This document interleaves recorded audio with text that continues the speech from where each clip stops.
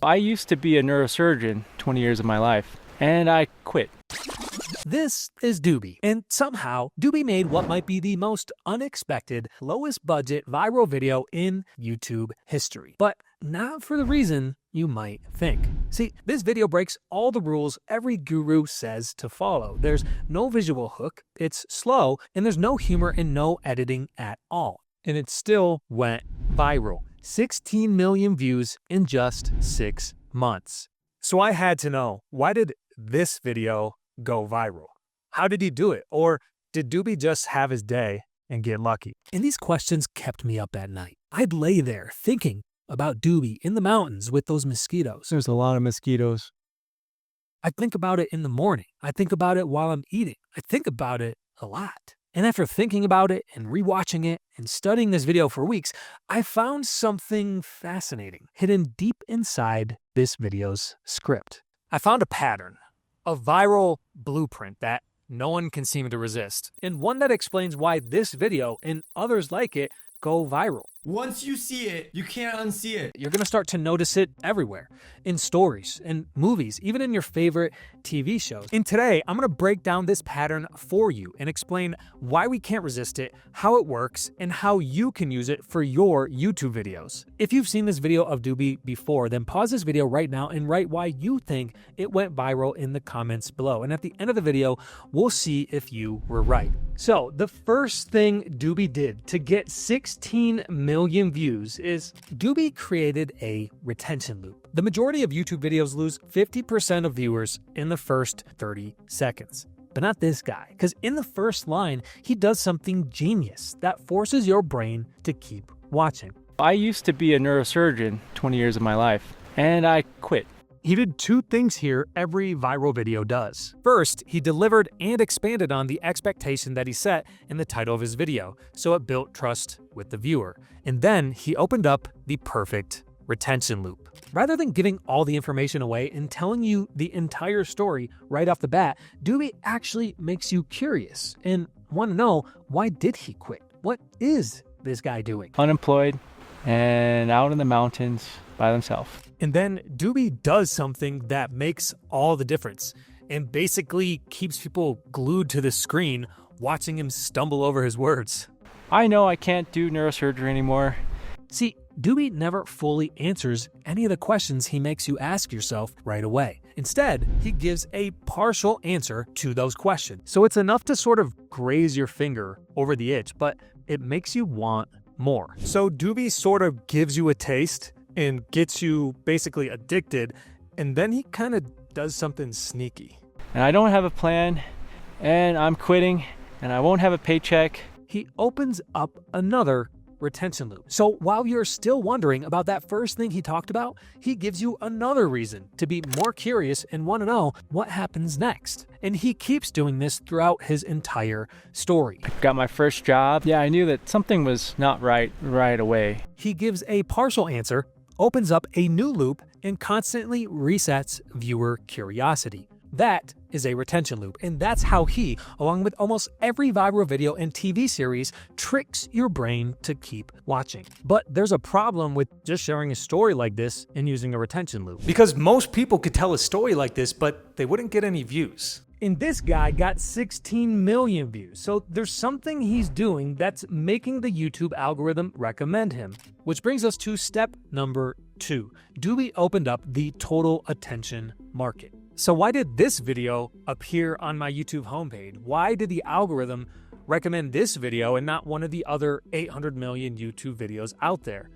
Why did this video go viral? I mean, I knew it couldn't just be luck because there's people out there who consistently go viral. And that's when I discovered something called the total attention market. See, as of today, there's over 2.5 billion monthly active users on YouTube. That is the theoretical ceiling for how big any video can get. But obviously, your video won't reach all of them because every decision you make, your idea, your topic, and your style, it shrinks who your video appeals to.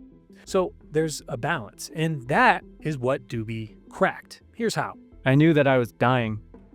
I was dying inside and my body was dying, and I quit. First, Doobie told what's called a universal story, and I'll explain what that is and why it's so important in a second. But one thing Doobie also did was talk about what's called a cultural hot topic. These are top-of-mind topics that are relevant to large groups of people. For example, Doobie's topic was the US healthcare system. The way things are set up is that the hospital needs to make money. They need to make money, they need to grow economically.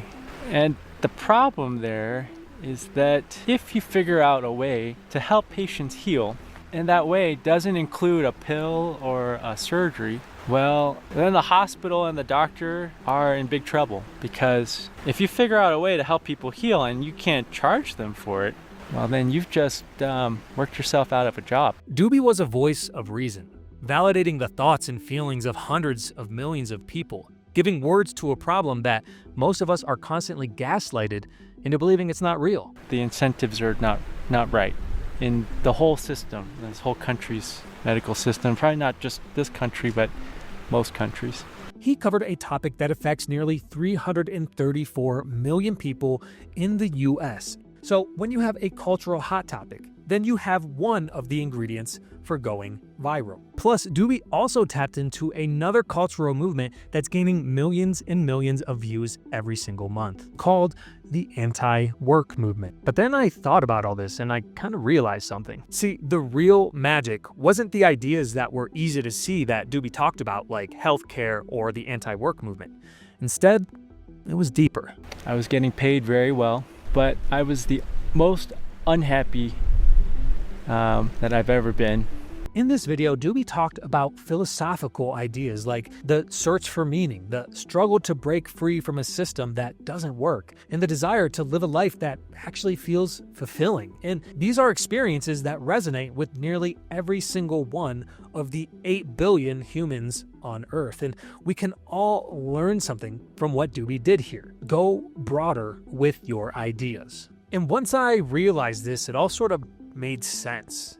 Doobie was an authentic underdog amidst a sea of overproduced, flashy videos, giving a voice to hundreds of millions of people. But I still had one last question. Doobie isn't the most charismatic presenter, and he spoke for 40 minutes without cuts, and sometimes he was silent for 10 seconds at a time. But people couldn't stop watching. Considering the fact that most people have TikTok brain and can barely pay attention for a 40-second video, so I had to know, how the heck did this guy do this? And that's where step 3 comes in. Doobie told a story using a really popular formula. I studied Doobie's script for weeks, and I realized that Doobie's authentic storytelling is the real reason why people can't stop watching his video. Here's his formula. First, he starts by opening up a curiosity and retention loop. He plants a seed and hooks people to keep watching. I used to be a neurosurgeon, and I quit.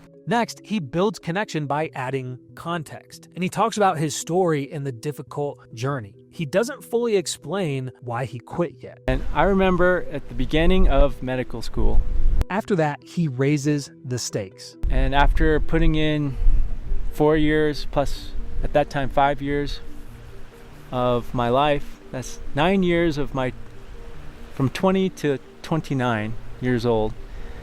It's like the prime of my youth. I had invested it in doing medical school and learning how to do brain and spine surgery. At the age of 29, I realized that where I wanted to go, I would never be able to make it. It's just not possible.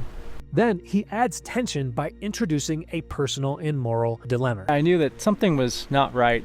I was getting paid very well, but I was the most unhappy that I've ever been. And so we're left with this deep connection with this guy, and it's something that we can all relate to. Doobie is stuck in a hard place. He's conflicted. He worked his entire life for this job that he realized he hated. And so we all want to know, what happens next? What is he going to do? And then he delivers the climax and the resolution with a deep insight. But when you let go of something that you're holding too tightly, even though it's hurting you, and you let go of it, then you're able to pick up something else that hopefully is better for you. And then he goes on to deliver insight after insight and tells his story and what he learned. He has retention loops, cultural hot topics, a remarkable story, and philosophical insights. And this is part of what I call the intellectual virality framework. With this type of viral video framework, it's not about fancy editing. It's not about hyped up challenges like Mr. Beast that stimulates your senses. And instead, it's about stimulating your intellect with depth and storytelling and ideas. Now, so far, Doobie hasn't been able to recreate this same level of virality, but it doesn't matter because that one great video changed everything and launched Doobie's entire YouTube career from it. If you found this video interesting, then hit the subscribe button because I'm going to be breaking down more viral videos like this and other formats too. And if you want me to break down a certain video, then put the link in the comments below.